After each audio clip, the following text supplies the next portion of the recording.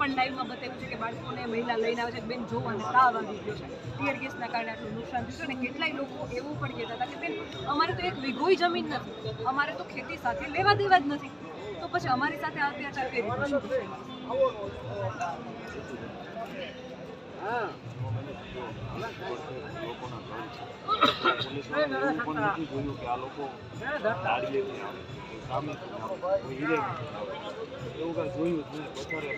પોલીસે મારો મારો મારો પબ્લિકને બહુ જ મારી, કોઈ લેડીઝને પણ નથી.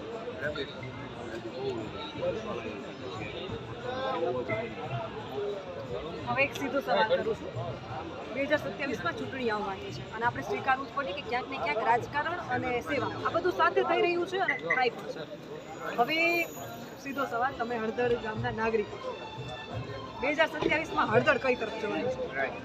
તો આમ તો માહોલ બની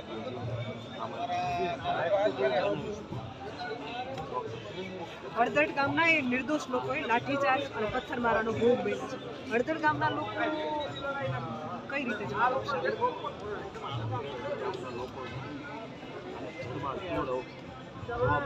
તૈયારી